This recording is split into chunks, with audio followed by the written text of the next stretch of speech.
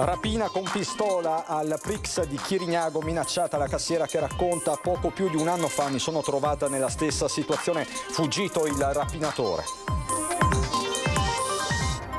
Impressionante raffica di incidenti nel tratto maledetto dell'autostrada 4 tra San Stino di Livenza e la Tisana, coinvolti mezzi pesanti e auto pesanti, disagi al traffico. Il sindaco di Jesolo vieta l'alcol all'aperto, multe fino a 200 euro per i trasgressori. Per Pasquetta attese decine di pullman da tutto il Veneto. Stava camminando a Venezia quando, a causa del forte vento, un 56enne è stato colpito alla schiena da una fioriera caduta da 10 metri. È grave. Avanzo di bilancio in comune a Venezia, il senatore Dem Ferrazzi condivide l'iniziativa di Gasparinetti di coinvolgere i cittadini perché si esprimano su come potrebbero essere investiti quei milioni. Sempre più arrabbiati, i residenti di via Praello a Marcona tornano a denunciare il silenzio del comune per le condizioni delle tubature sotto il terreno che rischiano di fare crollare le case. Al via i play-off scudetto dell'Umana Reyer femminile, campionessa in carica. Il primo turno si disputerà in 2 partite in cui si qualificherà alle semifinali chi avrà la migliore differenza canestri.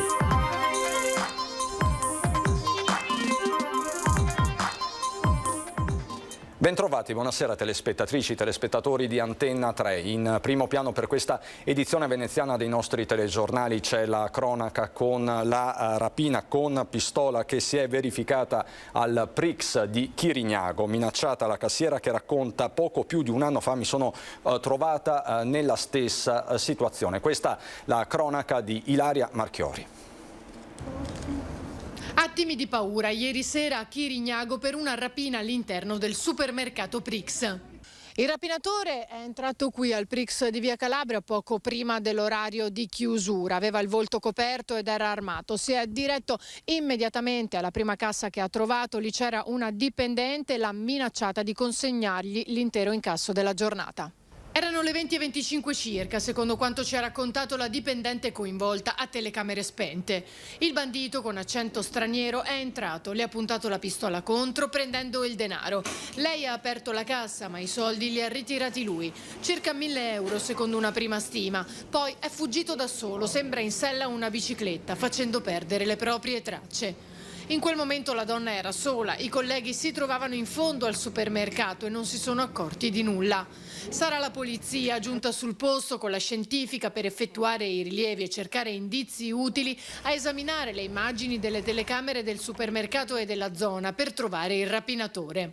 Un doppio shock quello vissuto dalla cassiera, che si è trovata a rivivere una situazione simile a quella di poco più di un anno fa, quando a gennaio 2021, sempre in orario di chiusura, entrarono nel supermercato 3 rapinatori che minacciarono lei e altre 2 colleghe, fuggendo poi con il bottino.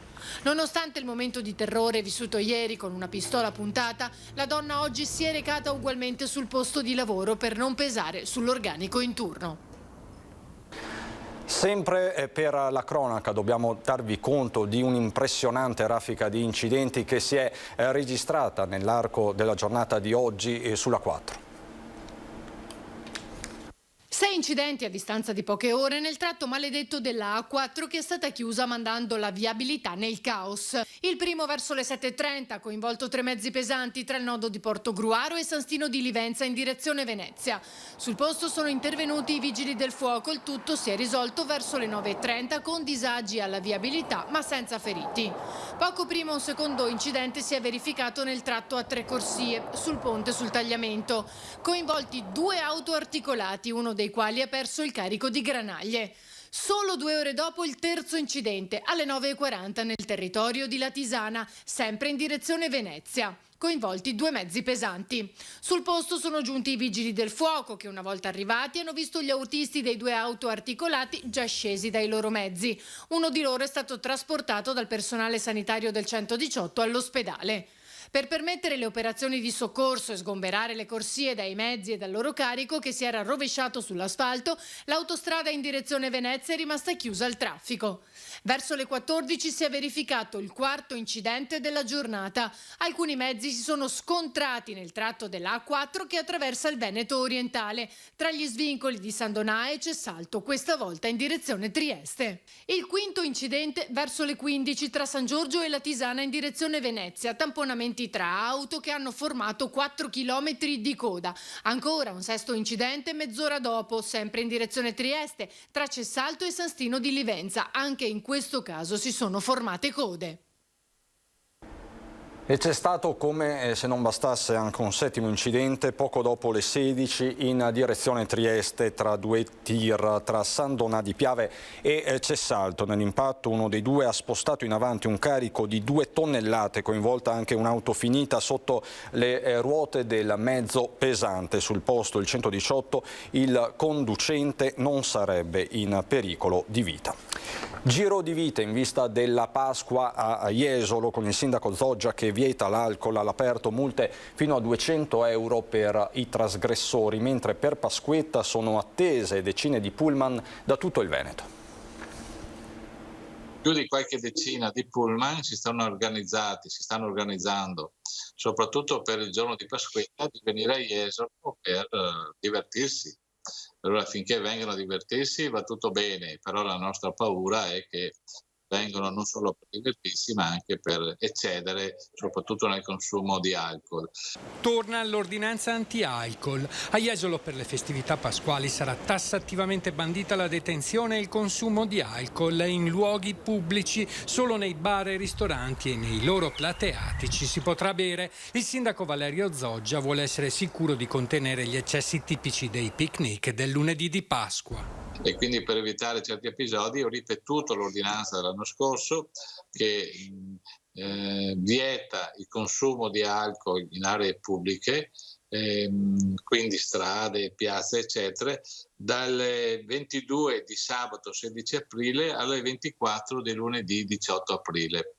La bottiglia di vino si potrà comperare consumandola però solo nella propria abitazione. Multe salate per chi non rispetta le regole anche fino a 200 euro. La decisione trova il consenso degli esercenti riuniti in un tavolo organizzato da Confcommercio, presenti comune e forze dell'ordine con oggetto la sicurezza in città. Le novità non sono finite. Zoggia ha annunciato l'aumento della videosorveglianza e l'organico degli agenti della polizia locale per evitare che si ripetano episodi di violenza. Infine, lancia un appello ai giovani. I giovani ovviamente sono i ben voluti e ci fa molto piacere che arrivino da noi, però devono venire per divertirsi, per prendere il sole. Venite pure ragazzi, ragazze, tutti chi vuol venire, però comportatevi da persone civili. Questo quindi il messaggio del sindaco di Jesolo. Sempre per la cronaca, un 56enne veneziano manager di una società di consulenza della comunicazione con sede a Treviso è rimasto ferito gravemente in un incidente avvenuto sabato scorso a Venezia. Erano le 18, stava camminando verso Piazzale Roma quando un vaso di fiori, a causa delle forti raffiche di vento, si è staccato da una terrazza a circa 10 metri d'altezza, colpendolo alla schiena. Il 56enne è caduto a terra rompendosi anche alcuni denti, ma i danni peggiori li ha subiti alla schiena con la rottura di 2 vertebre e 2 sono rimaste incrinate, oltre a un trauma cranico con conseguente emorragia cerebrale. È ricoverato nel reparto di neurochirurgia dell'ospedale di Venezia con prognosi riservata. Sarà la polizia locale di Venezia a tentare di chiarire le dinamiche di questo incidente. Politica ed economia. L'onorevole Salvini annuncia che grazie alla Lega è stato dato il via libera a 5 milioni di euro in aiuto per le vetrerie di Murano. 5 milioni di euro per fronteggiare il caro energia. Via libera definitivo il mio emendamento per le vetrerie storiche. Dalle parole ai fatti, ribadisce il leader della Lega. La Procura della Repubblica di Venezia ha deciso di archiviare l'indagine sulla presunta alterazione delle prove del DNA nel caso Bossetti. Parliamo del delitto di Iara Gambirasio. Venezia infatti è competente per le inchieste che coinvolgono i magistrati bergamaschi.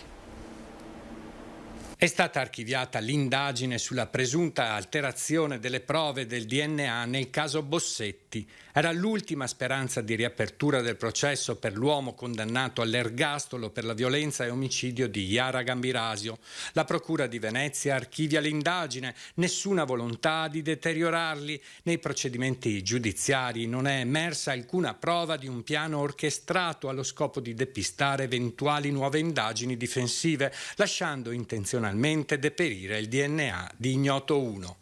Per questo motivo la Procura della Repubblica di Venezia ha chiesto l'archiviazione del fascicolo aperto dal procuratore aggiunto Adelchi D'Ippolito in seguito alla denuncia presentata da Massimo Bossetti, l'uomo ormai condannato in via definitiva all'ergastolo per l'omicidio di Yara.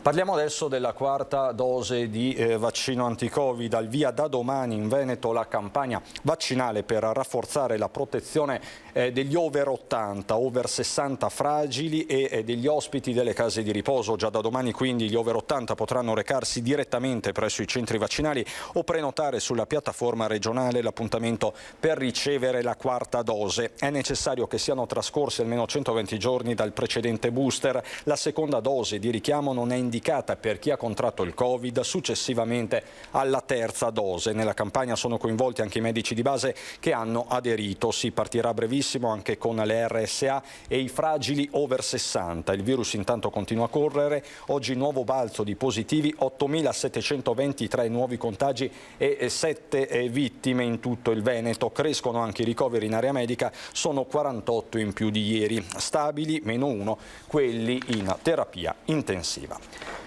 Le questioni amministrative, avanzo di bilancio nel Comune di Venezia. Il senatore Dem Andrea Ferrazzi condivide l'iniziativa del consigliere comunale Gasparinetti che vuole coinvolgere i cittadini perché si esprimano su come spendere questi soldi. Questo comune ha la possibilità di avere un avanzo perché il governo nazionale ha dato decine di milioni di euro nel corso di questi anni. Io per primo, come lei sa, mi sono molto adoperato, a prescindere dal colore politico di questa amministrazione, perché quando siamo una città come la nostra, un territorio come il nostro, non dobbiamo vedere il colore politico, ma l'interesse dei cittadini. E di milioni ne sono arrivate a decine, non se ne vedevano da più di 20 anni a Venezia e nel territorio in generale. Ora c'è questa grandissima occasione del PNRR, che questo governo è andato a prendersi, e anche il governo precedente, sono andati a prendersi a Bruxelles. Il senatore veneziano Ferrazzi commenta l'iniziativa messa in piedi dal consigliere comunale di opposizione Gasparinetti di coinvolgere la cittadinanza su come utilizzare l'avanzo di bilancio di 91 milioni di euro, che, ha evidenziato il leader di Terra e Acqua, non possono essere spesi solo per la cittadella dello sport. Io credo che i progetti vadano portati in porto, però sono progetti che devono essere discussi, presentati ai territori, condivisi con i sindaci, condivisi in consiglio comunale. Non so se questo è stato fatto a Venezia.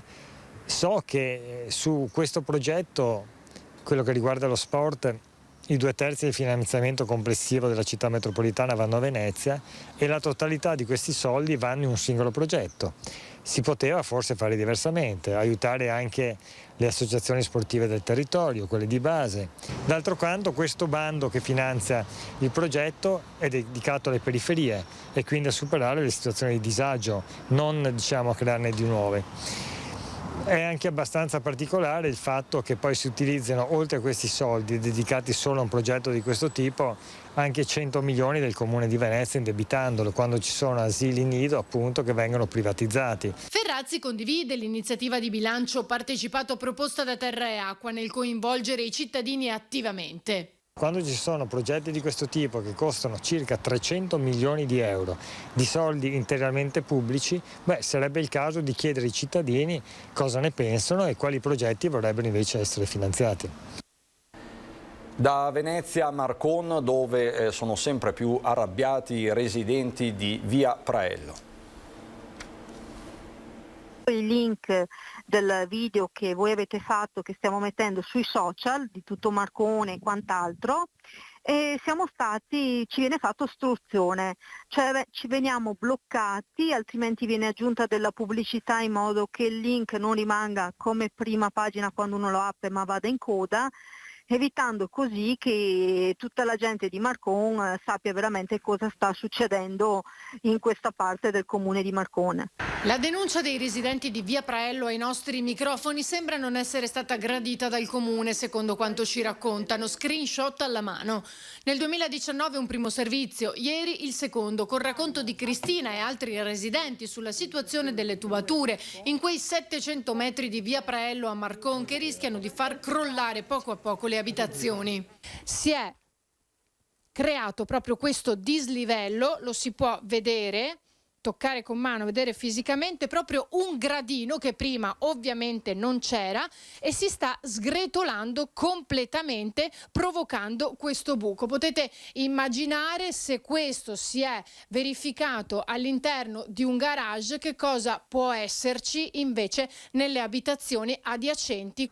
Il caso di Cristina, che ha dovuto rifare la casa appena acquistata rimettendoci in soldi e salute, è il più eclatante, ma anche gli altri residenti ne stanno risentendo. C'è chi ha un'impalcatura sul tetto per evitare che crolli, chi crepe ovunque. Come avete visto, la situazione è ben grave e abbiamo paura proprio che la condotta fognaria collassi tutta su un colpo, rischiando la vita di qualcuno, perché questo è quello che può succedere, visto che all'epoca, quando erano venuti a fare una videoispezione, avevano dato un rischio 5, che è il massimo. Eppure nessuno interviene, nonostante i residenti abbiano presentato una petizione firmata da 200 persone. La signora Padoan, in causa col comune, ora è in attesa della sentenza che ci sarà a fine mese. Se andrà a buon fine, il comune non solo dovrà intervenire, ma con tutta probabilità risarcire i danni ai residenti. Stiamo dunque a vedere, intanto ritorniamo in laguna per parlarvi di una caccia al tesoro davvero speciale. Al Lido di Venezia 200 bambini di 9 scuole hanno passato dei momenti che difficilmente scorderanno. Tutti insieme nella giornata nazionale del mare hanno cercato lungo la spiaggia quel che rimane dei mattoni che componevano il campanile di San Marco, simbolo della città lagunare, crollato nel 1902 e i cui resti furono gettati fuori dalla laguna davanti a San Nicolò. Decine sono i pezzetti di mattone trovati grazie alla caccia al tesoro dei bambini, una ricerca affiancata anche dagli archeologi di Ca' Foscari. A caccia dei frammenti che il mare ci restituisce, non solo i frammenti del campanile di San Marco, ma di tutto quello che scarichiamo e abbiamo scaricato nel passato del mare. Stiamo imparando anche noi archeologi un rapporto diverso con la spiaggia che non avevamo forse calcolato bene fino ad oggi. Gli alunni, suddivisi per classi, hanno percorso in lungo e in largo un tratto di spiaggia guidati anche dagli esperti della soprintendenza. Da parte della soprintendenza c'è tutto il sostegno a questa bella iniziativa, che è anche un modo per far comprendere ai bambini come rispettare anche il nostro patrimonio culturale. I bambini hanno raccolto una buona quantità di materiali con i quali realizzeranno 9 mosaici artistici unici nel loro genere. I mosaici saranno creati nelle scuole di Venezia, Burano, Sant'Erasmo, Marghera, Mestre, Chirignago e Favaro. Le 9 composizioni faranno bella mostra su appositi cavalletti in piazza San Marco il prossimo 26 maggio alla festa finale delle scuole. Chiudiamo con lo sport, il basket, al via i playoff scudetto dell'Umana Reyer femminile, campione in carica. Il primo turno si disputerà in 2 partite in cui si qualificherà alle semifinali chi avrà la migliore differenza canestri. Molte delle nostre ragazze hanno giocato diverse partite dei playoff e credo che la vecchia guardia possa guidare tutto il gruppo nel far capire che cosa sono le gare di post-season e la loro importanza, ha detto il coach Andrea Mazzon. È un quarto di finale molto difficile, con una regola completamente nuova dettata dalle contingenze legate al Covid, complicata perché riduce il vantaggio del fattore campo e non favorisce la miglior classificata. Continua Mazzonna: dal punto di vista tecnico sarà certamente una partita fisica contro una squadra di ottime atlete che spesso giocano con 4 straniere. Dobbiamo avere la consapevolezza che affrontiamo un ottimo roster, ha concluso il coach. Ed è tutto anche per questa edizione da Venezia. Ci sono le previsioni del tempo. Buon proseguimento.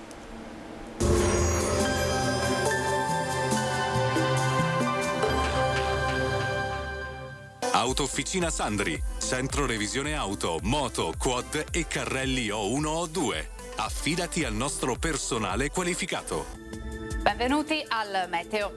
L'alta pressione garantisce prevalenza di tempo stabile e asciutto e in un clima sempre più mite. Vediamo insieme il dettaglio di mercoledì 13 aprile. Sul Veneto avremo un ampio soleggiamento, come vediamo, ma parzialmente nuvoloso per nubi alte e per annuvolamenti sui rilievi, localmente anche sulle zone pianeggianti durante le ore pomeridiane. Al primo mattino probabili foschie e locali nebbie, venti in pianura deboli a tratti moderati dai quadranti orientali. Temperature senza notevoli variazioni, minime tra 5 e 10 gradi, valori massimi compresi invece tra i 15 e i 19 gradi all'incirca. Spostiamoci ora sul Friuli Venezia Giulia, anche in questo caso cielo in genere poco nuvoloso per locali velature, possibile qualche annuvolamento a quote medio-basse, specie sulle prealpi. Temperature minime tra 6 e 9 gradi, massime sui 17 e 18 gradi. Infine diamo uno sguardo alla situazione del Trentino Alto Adige, dove sarà soleggiato, lo vediamo, con temporanei annuvolamenti e con la formazione di locali foschie o nubi basse, anche in questo caso nelle ore più fredde della giornata. Temperature minime intorno ai 7-8 gradi, massime sui 21-23 gradi all'incirca. Dal meteo di Antena 3 per ora è tutto, grazie per l'attenzione, arrivederci.